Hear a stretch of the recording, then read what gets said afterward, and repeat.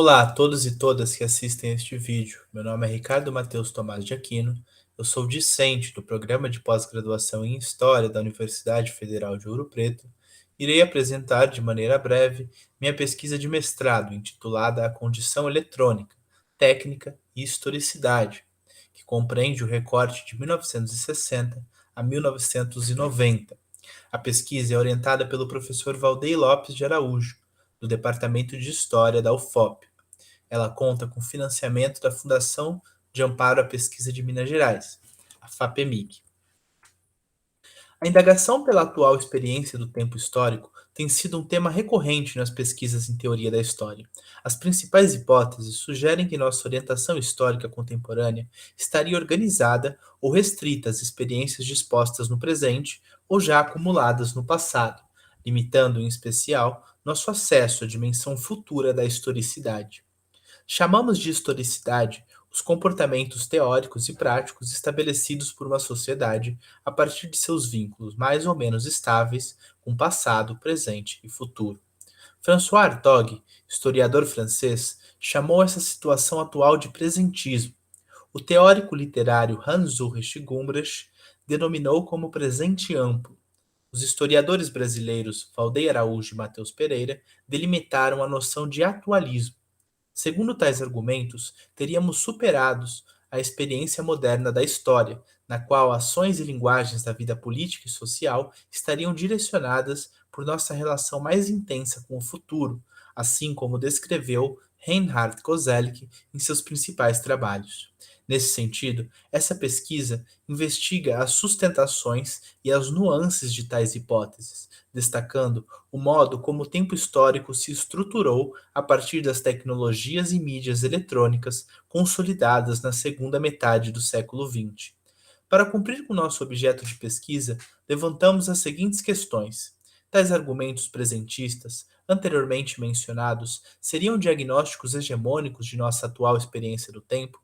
Quais são as características principais que as mídias eletrônicas impõem à experiência social do tempo? Nossas fontes indicam uma mudança substancial no modo como o conhecimento é produzido e circula em uma sociedade cada vez mais mediada por aparelhos eletrônicos e audiovisuais. Quais seriam, portanto, as implicações dessa experiência histórica para a historiografia? Utilizamos como fontes primárias alguns textos específicos da cultura intelectual do Ocidente entre os anos de 1970 e 1980, notadamente marcada pelas querelas acerca da pós-modernidade.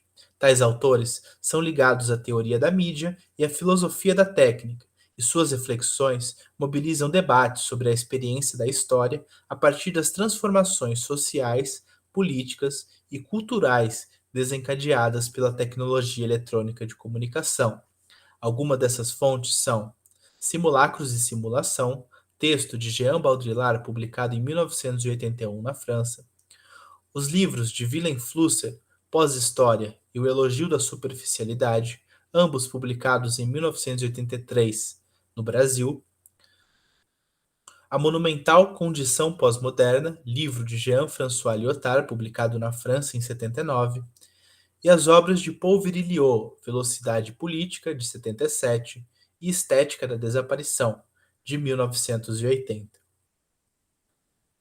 A partir da leitura das fontes, sugerimos a categoria de historicidades eletrônicas para sintetizar nossas hipóteses.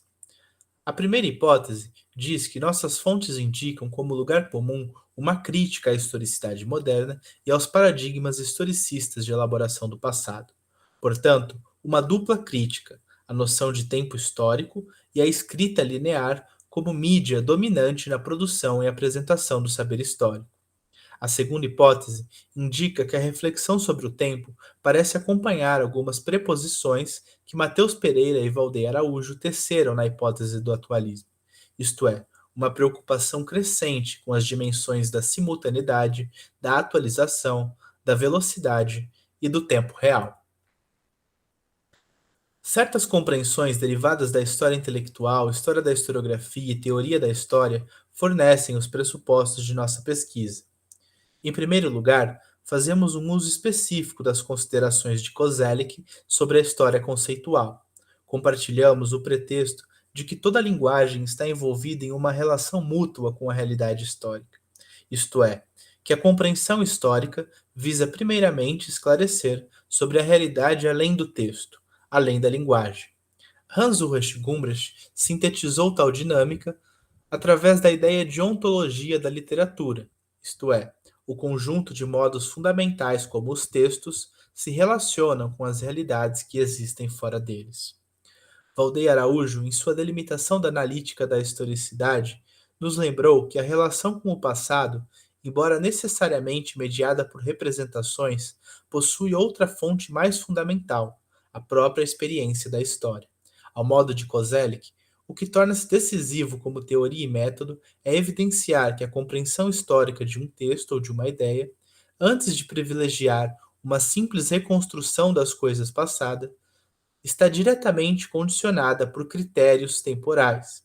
São tais critérios que devem ser buscados em nossas fontes, de maneira a revelar as condições históricas mais gerais dispostas em nosso recorte temático e temporal. Colocamos três objetivos principais para esta pesquisa. 1. Fundamentar as bases teóricas da categoria Historicidades Eletrônicas, eixo transversal desta pesquisa. 2. Incorporar na atividade teórica da historiografia conceitos, reflexões e textos relativos à teoria da mídia e à filosofia da técnica, com ênfase nos autores que integram as fontes dessa pesquisa: Villain Flusser, Paul Virilio, Jean Baudrillard e Jean-François Lyotard. E terceiro, contribuir para o dinâmico debate em teoria e filosofia da história no cenário acadêmico brasileiro. Hermann Lübbe, historiador e filósofo alemão, argumentou que quanto mais veloz é o ritmo das inovações técnico-científicas que produzimos, maior é a demanda por história requerida por nossa sociedade. Norbert Wiener, criador da cibernética, escreveu em 1969 que o mundo do futuro seria uma luta cada vez mais árdua contra as limitações de nossa inteligência. Este trabalho justifica-se a partir da seguinte questão: de que modo as ciências humanas, a historiografia em especial, pode afirmar sua relevância em meio à complexidade das inovações técnico-científicas? Acreditamos que a tecnologia colocou em curso uma transformação profunda no trabalho intelectual e nos espaços de produção e circulação do saber, e, portanto, as origens e desdobramentos dessa mudança precisam ser historicizadas enquanto ideia ou orientação cultural. É tarefa desta pesquisa situar nossa atual experiência do tempo, os passados e os futuros que somos capazes de mobilizar coletivamente na era da tecnologia eletrônica, mas também procurar por alternativas teórico-metodológicas que garantam a relevância do conhecimento histórico frente às diversas tecnologias disponíveis para a elaboração do passado no mundo eletrônico digital. Através da análise das fontes, nossa pesquisa tem incorporado novos vocabulários para descrever a atual experiência da história, notadamente marcada pela predominância das mídias eletrônicas digitais. Concluímos que tal situação mobilizou um conjunto de intelectuais em prol de uma crise da historicidade moderna e do paradigma historicista de manipulação do passado. Em Wilhelm Flusser, encontramos a categoria de pós-história para indicar a situação em que a experiência histórica é elaborada e percebida através de imagens produzidas por aparelhos técnicos e não mais por textos lineares escritos.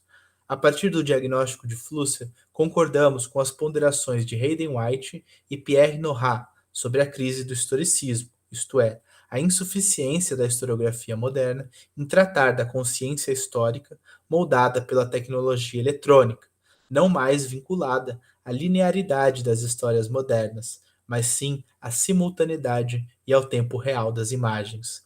Paul Virilio e Jean Baudrillard parecem seguir um caminho parecido ao sugerir que nossa percepção da realidade não mais corresponde à homogeneidade requerida pelas filosofias da história, mas sim às ideias de picnolepsia, em Virilio, e simulacros, em Baudrillard.